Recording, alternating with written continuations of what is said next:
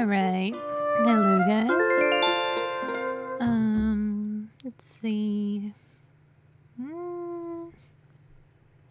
Not a lot to talk about, but, I was watching a video by Anna Kana, another YouTuber, today. And, she made me remember something that happened a few years ago. One second. Hello there, everyone.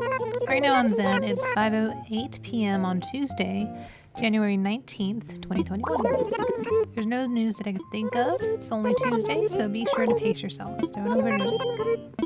Okay. So, I've talked about it with friends a lot.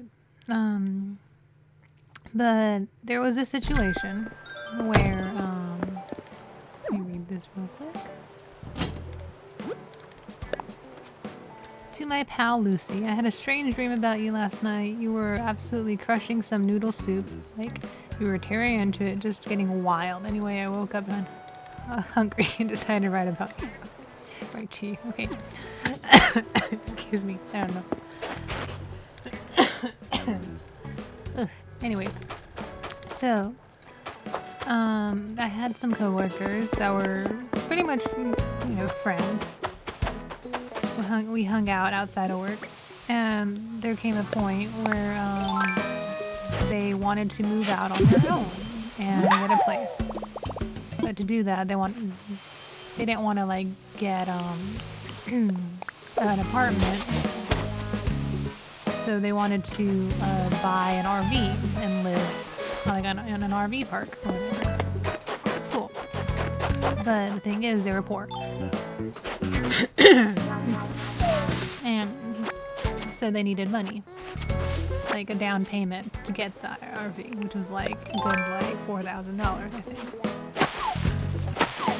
maybe $4,000, but it was around there. So they didn't know what to do, but I had the money, so I loaned it to them. But then after I loaned it to them, I found out that one of their parents just straight up bought the RV for them. So they didn't need my money anyway. So I went around jokingly, to them saying, where's my money? I think I might have talked about this before on this vlog, but it's something that's always bothered me a lot. But me joking around them made them feel bad. And anyways, the point is they ended up being mad at me for asking for the money back because they didn't have it anymore really fully. And they were very mad at me and upset with me for being so insistent. And the thing is, I wasn't being insistent. I was just joking around. I didn't actually care about money. And I still don't actually care that much about money. So it was kind of like, oh, well, I'm sorry that I guess came off that way. And the reason that moment reminded me, well, I guess another thing to clarify is that moment still affects me in the way I trust people, because the way I come off to people isn't how I perceive myself. And it hurts my feelings when people assume that I have ill intentions when I don't,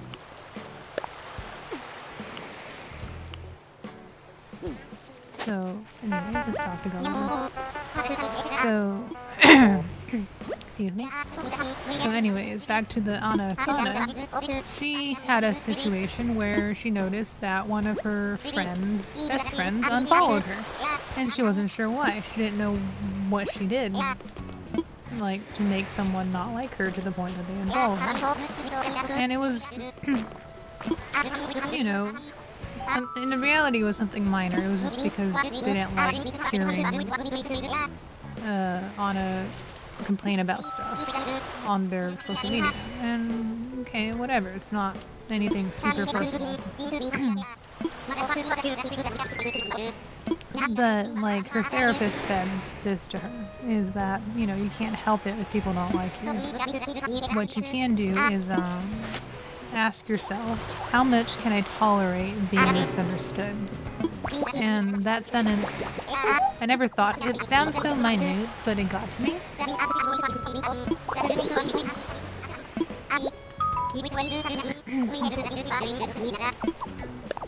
Because it reminded me of that situation with my friend. Because they misunderstood. They misunderstood me and my intentions. They assumed that I was pestering them for the money back when I was just trying to be funny. And it's my fault for trying to be funny in a way that they didn't get, you know? And I get that.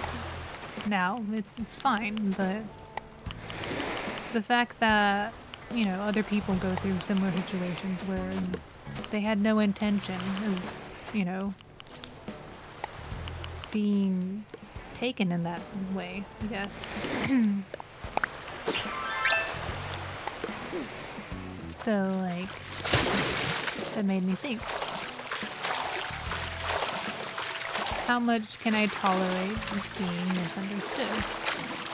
In that situation, I think I can tolerate it because I was being misunderstood.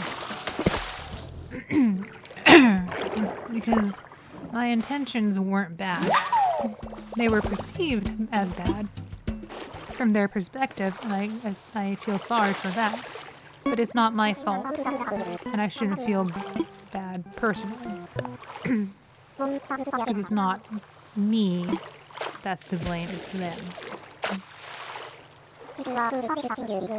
And I shouldn't be like holding on to that. Feel this, okay.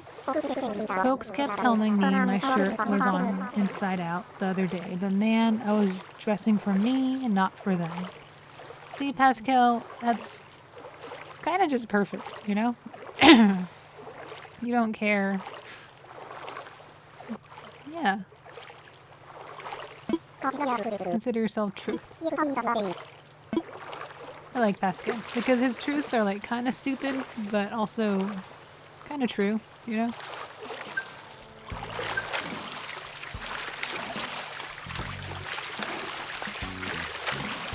Oh, yeah. Similar to what we're talking about right now is that, you know, other people will perceive you the way they're going to perceive you, and it's about how much you're willing to let them, and how okay are you going to be if they perceive you in that way, you know? And if those people, if that friend perceived me as someone that would be, you know, a stickler for money, then that's just them, because I wasn't meaning to be. Because I honestly am not someone that cares heavily about money. Money is a fake commodity that was made by people who... And I actually hate money in a lot of ways.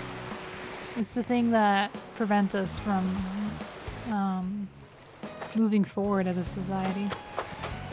Because money is just numbers that don't actually exist. It's not even backed by gold anymore. And even when it was still... whether or not you wanted to, you know, give someone something. And we're at a point where we have excess food and energy and technology and knowledge and housing.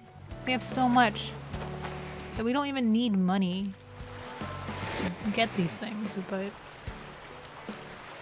we limit ourselves to do that. Like, we force people to go hungry. We force people to be homeless because of money. So in that sense, I don't like money. So for this person to have been so presumptuous to think that I cared that much about money when I was joking about it, you know? Like, I don't know, it kind of a relief to think of it as how much can I tolerate being misunderstood. And at the time, I think I couldn't tolerate it at all because I didn't want to be seen as someone that was a stickler for money. I didn't want to be seen as someone that cared whether or not my friend paid me back, you know? Because I didn't actually care. I was happy that they got their RV without the money. It just kind of bothered me that they didn't feel comfortable enough to just tell me that they didn't have all the money because they spent some of it on something else, you know? They didn't feel comfortable with me enough to be honest with me, you know? And to think that I was just misunderstood makes me feel better about the situation, you know? But anyways, here you go, Gulliver.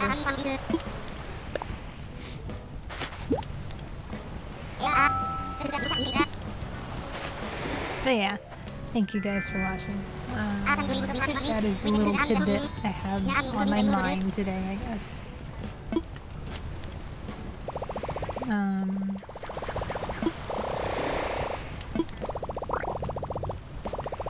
Come on, Gulliver. We've done this many times.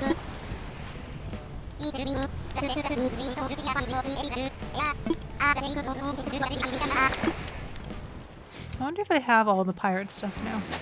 Because I don't mind double of the pirate stuff. Pirate stuff's cool. I love it. But yeah. Thank you for watching, guys. So, just if you have some struggles, remember that it's not, as long as your intentions were good. And like, I mean truly good. Because most people, I think, have good intentions that are just misconstrued. Or they don't realize that they're terrible, you know? They gave me a pearl. Cool.